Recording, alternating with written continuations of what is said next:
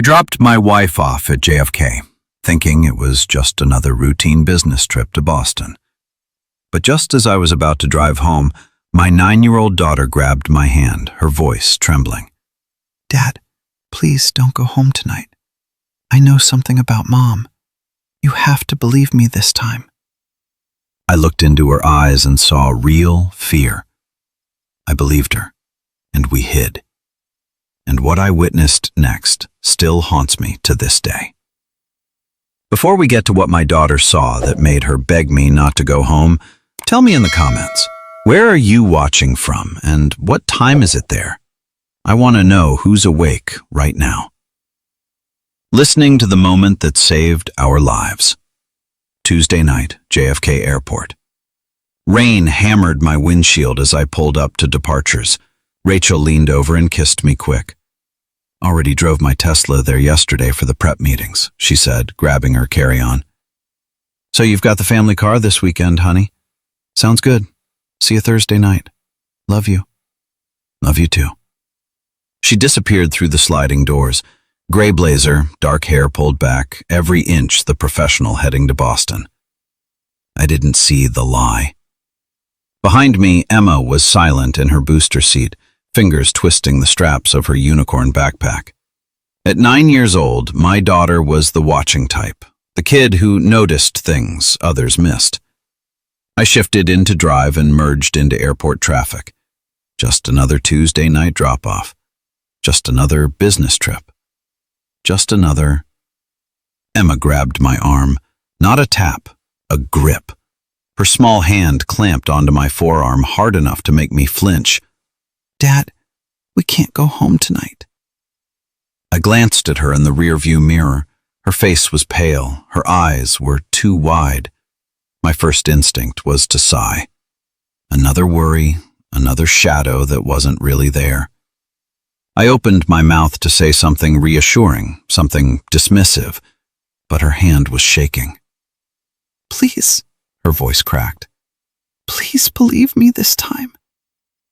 This time. Those two words cut straight through me because she'd warned me before. The strange SUV parked across from our house 3 nights running. I'd told her she was imagining things. The phone call she'd overheard at 3 in the morning, I'd said it was a bad dream. I dismissed her, patted her head, sent her back to bed. And now she was begging me to believe her, trembling in the back seat, and I could see it in her eyes. Pure terror. Not imagination, not anxiety, real fear. The kind that comes from knowing something bad is about to happen and no one will listen. I was coasting toward the exit. Home was east, 25 minutes to Brooklyn Heights. Our brownstone with the red door and the oak tree, the house that was supposed to be safe. But Emma was shaking, and I'd been wrong before. I'm a structural engineer. I calculate risk for a living. And in that moment, with rain drumming on the roof and my daughter's hand gripping my arm, the math was simple. Risk of believing her and being wrong, we waste the night. Risk of not believing her and being wrong, something terrible happens. The equation wasn't even close. I changed lanes. "Okay," I said quietly. "I believe you." Emma exhaled, shaky, desperate. "You do?" "Yeah, sweetheart. I do." I met her eyes in the mirror. "I'm sorry I didn't before." She nodded, blinking fast. I took the exit toward home, but my hands were steady now. My mind was already problem-solving. If something was wrong, if Emma had heard something, seen something, I needed to know what we were dealing with. I'd been buried in work for years, late nights at the firm, weekends catching up on projects, always chasing the next promotion. I told myself I was providing for my family, but the truth was uglier. I'd stopped paying attention to my own home. Not anymore. So instead of heading home to Brooklyn Heights, I made a turn that changed everything. We were going home, but we weren't going inside. We sat in darkness, my SUV parked beneath the shadows of two tall elms across the street from our brownstone on the quiet Brooklyn Heights block. I'd spent 3 years designing that house. Every beam, every system. It was supposed to be safe. Hours crawled by. Emma dozed against the window. I watched our porch light, the red door, the oak tree swaying. Everything looked normal. By 11:15, I felt ridiculous. Maybe we should just go check, I whispered. Maybe you misheard. Emma jolted awake. Wait, Dad, please, just a little longer. The desperation in her voice kept me there, but my engineer's brain was calculating probabilities, and they weren't looking good. Then headlights. No, not headlights. A dark shape rolling down the street with its lights off. A van, black or navy, impossible to tell, no front plate. It crept past 2 houses, then slowed and stopped right in front of ours. My heart hammered. 2 men climbed out, black clothing, hoodies up, faces covered. They moved with purpose. No hesitation, no nervous glances. Professionals. Who are they? I breathed. The bad people Mom talked to, Emma whispered. They walked up our driveway like they owned it. I expected them to force the lock, smash a window. I reached for my phone to call 911. Then one of them pulled something from his pocket. A key. My key. He slid it into the lock. The deadbolt turned with a soft click. They walked inside my house. How? My voice cracked. How did they have a key? There were only 3 keys, mine in the cup holder, Rachel's, supposedly in Boston, and the spare we kept in a lockbox in her home office, the office she always kept locked. Mom gave it to them, Emma whispered. I heard her. She said she'd leave it in an envelope. My wife gave strangers a key to our home, to the house where our daughter slept. Flashlight beams swept the windows, systematic, searching. Then I smelled it. Sharp. Chemical. My brain cataloged it automatically. Accelerant, petroleum-based, not natural gas. Smoke curled from multiple windows at once. Professional job. Multiple ignition points. They doused the house, laid trails, probably disabled the smoke detectors. Orange light bloomed inside. Fast. Too fast to be accidental. The fire caught like it was meant to. Flames licked through window frames, glass shattered from the heat. The 2 men walked out calm, unhurried, got back in the van and disappeared around the corner just as sirens wailed in the distance. Someone else had called 911. I fumbled for the burner phone in my glove box, dialed with shaking hands. Fire at 712 Monroe Place, fully engulfed. I hung up before they could ask questions. Strategic. I wasn't ready to reveal we were alive. Fire trucks screamed up the street. Firefighters jumped out, pulling hoses, shouting, but I knew they couldn't save it. The house was burning too hot, too fast. 3 years of work turned into ash. Emma was crying, soft, hitching sobs. I told you, Dad. I pulled her close, pressing her face against my shoulder. You saved us, sweetheart. You saved our lives. She had. If we'd been inside, if we'd been sleeping, those men would have locked us in. We would have had maybe 2 minutes, maybe less. My 9-year-old had saved us from being burned alive. As firefighters battled the flames, I made another call, this one to a person my father had told me to trust. Attorney Margaret Chen, Dad's friend from his law school days. He'd pressed her business card into my hand at his funeral 6 years ago, already weak from pancreatic cancer. Keep this, he'd said. If you ever need someone who won't back down, call her. I only hoped she'd remember him. From my hidden vantage point a block away, I watched my wife arrive at the scene of the destruction she'd orchestrated. The Uber pulled up just after midnight. Rachel stepped out, saw the smoking ruins, and her performance began. Oh God, my family. David, Emma. She ran toward the house, heels clicking. A police officer caught her before she got too close. She collapsed against him, sobbing. I gripped the steering wheel, knuckles white. The fire chief approached. Ma'am, we haven't found any remains yet. The fire was extremely intense. Rachel looked up, mascara running. They have to be in there. David texted me goodnight at 9:30. They were sleeping, but I saw it. The micro expression when he said no bodies. Not grief. Fear. She was scared they hadn't found us. Preliminary assessment suggests the gas system, the chief continued. We'll investigate fully. The gas system? Her voice pitched higher. But David just designed it. He's a structural engineer. Fresh sobs, setting up her narrative, blaming my engineering. I reached for Emma's smartwatch, typed quickly. Hey babe, Emma and I stopped for late dinner. Home soon. Sent. Rachel's phone buzzed. She glanced down. Her face went white, bone white.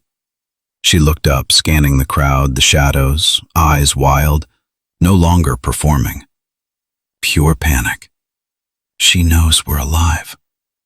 I shifted into drive and pulled away slowly. No lights.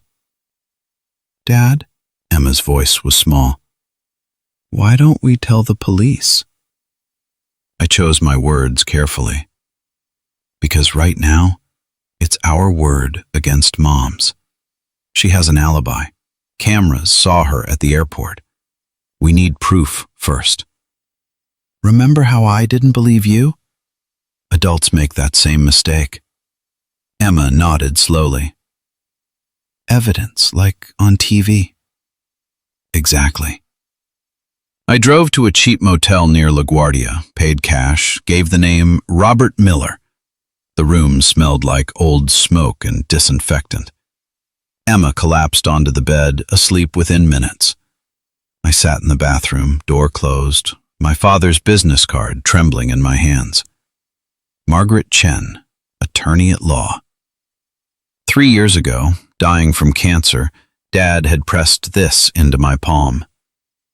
Son, I don't trust that wife of yours. If you need help beyond what police can do, call this woman. I'd been offended. Then, 1:30 in the morning, I dialed, expecting voicemail. She answered on the third ring. This is Margaret Chen. Miss Chen, my father was Richard Morrison. He gave me your number 3 years ago. If you needed help your wife couldn't know about. Her voice was steady. Richard warned me this might come. What happened, David? If you enjoyed this story so far, please hit that like button and share it with someone who appreciates true survival stories. Your support helps this channel grow. Margaret, you know who I am. Your father told me everything. He never trusted Rachel. Asked me to watch over you. Talk quickly. I explained. Fire, arsonists, Emma's warning, the key, hiding, watching Rachel perform. Don't go to police yet, Margaret said. They'll need hard evidence, not just testimony. Meet me at my office tomorrow, 9 in the morning. I don't have evidence, not yet.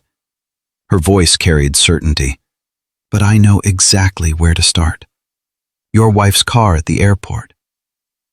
At 2:30 in the morning, I left Emma sleeping in the motel room and drove back to JFK Airport. Not as a husband dropping off his wife, but as a man hunting evidence of murder. The parking garage was nearly empty. Level 4, Section C. I found the silver Tesla. I sat for a moment. What if there's nothing? But Emma's voice, I heard her, Dad. I got out. The spare key was on my work keychain, emergency backup she'd never known I kept. I unlocked the driver's door and slid inside. Her perfume hit me first, then the chemical smell, the same accelerant from the fire. I searched methodically, glove box, console, under the seats. My fingers touched plastic under the passenger seat. A burner phone. I powered it on, 12% battery. One saved contact. M. I opened the messages. 6 days ago. Rachel, I can't keep living this lie. I want to be with you, Marcus. M. Then do it. Insurance money. Fresh start. 5 days ago. Rachel, I'm scared. What if something goes wrong? M. Babe, I found the guys, professionals. It'll look like his gas system malfunctioned. His design. No one suspects an engineer's mistake. 4 days ago. Rachel, I got the 60,000 cash. Good girl. Leave the key under the back doormat. They'll handle everything. Tuesday night. I kept scrolling. 4 days ago, later. Rachel, what about Emma? Collateral damage, babe. You want a new life or not? Can't have a kid without a father. Rachel, you're right. No loose ends. The phone slipped from my hands. Collateral damage. She called our daughter collateral damage. I opened the door and dry heaved onto the concrete. 3 days ago. Tuesday, midnight. You'll be at airport. Perfect alibi. I'll be at gym, cameras everywhere, untouchable. Tuesday morning.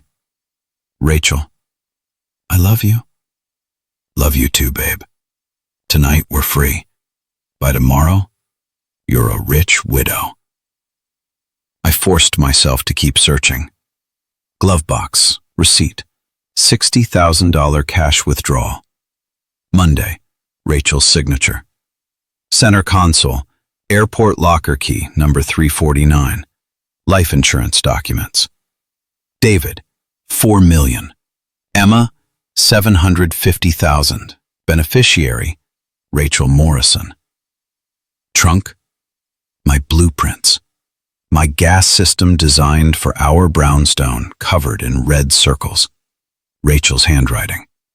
Sabotage here. Make it look like accident. Blame design flaw. She'd studied my work for months, learned my engineering to weaponize it, turned my safety design into a murder weapon. I photographed everything, every text, every document, the blueprints, sent copies to secure email, then took the physical evidence. Phone, receipt, blueprints, insurance papers. I sat in my SUV shaking. I designed that system to keep us safe. She turned it into a weapon to kill us. I let myself cry for 5 minutes, then stopped. Engineer mode. I had evidence. Now, I needed a plan. Dawn broke over New York as I drove back to the motel. I had texts and documents that proved conspiracy. But Margaret was right. We needed more. We needed to make her confess. By the time Emma woke up Wednesday morning, I'd already met with Margaret Chen and formed a plan that would either prove my wife's guilt or destroy what was left of my life. Her office sat in an old brick building downtown, files stacked everywhere, family law certificates lining the walls, photos of clients she'd helped. I spread the evidence across her desk. Phone, photos, the burner phone, blueprints with Rachel's handwritten notes. She studied everything in silence. When she reached the collateral damage text, she let out a low whistle. This is damning, David. But here's the problem. A defense lawyer will argue the phone was stolen, planted, faked. They'll say Rachel never wrote these texts. My chest tightened. So it's not enough? It's strong, but we need her voice on tape confessing. How she thinks I'm dead? Margaret smiled grimly. That's exactly why it'll work. You're going to rise from the dead. An hour later, Detective Maria Santos walked in. Hispanic, late 40s, sharp eyes. She reviewed the evidence with the expression of a woman who'd seen too much but refused to look away. 26 years on the force, she said quietly. I've seen bad things. But hiring someone to burn your own kid? She shook her head. Will you help us? I asked. Detective Santos's eyes met mine. I don't care about anything except the truth. And I have a daughter too. Your wife tried to kill a child. That's evil. Something loosened in my chest. Someone believed me. Someone with a badge. We need a confession, Santos said. These texts are strong, but a good lawyer could dispute them. We need her voice admitting she hired those men. How? We wire you. Public place, my team undercover. You make her talk. Margaret leaned forward. Thursday morning, 10 o'clock, coffee shop in Manhattan. Public, crowded, cameras everywhere. Santos nodded. I'll have cops posing as customers. Barista, a couple at the corner table.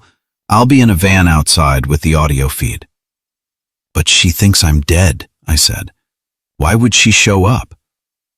Because we're going to make her think the bodies were found, Margaret answered. She typed quickly and showed me.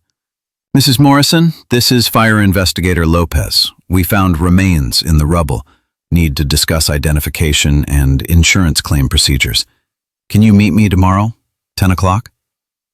My stomach twisted. You think she'll come? She'll be desperate to know if you're really dead. Margaret hit send. We waited. 2 heavy minutes. Then her phone buzzed. Yes. Where? I need to know about my family. Bluestone Coffee, West Village, 10 o'clock. Another buzz. I'll be there. Before we get to the confrontation, if you're finding this story gripping, please subscribe to this channel and hit that notification bell. You don't want to miss what happens next. Santos stood. She took the bait. That afternoon, she taught me how to wear a wire, body mic under my shirt, make her talk about the fire, ask what happened, mention the key, bring up Emma, then Marcus. Defensive people confess. I practiced, hands shaking. Emma watched from the motel bed. Will you be safe, Dad? I promise, I said. That night, with Emma sleeping beside me, I lay awake. Tomorrow, I would face the woman I'd loved for 16 years, the woman who tried to kill our daughter. I had one chance to make her confess, one chance for justice, one chance to keep my promise.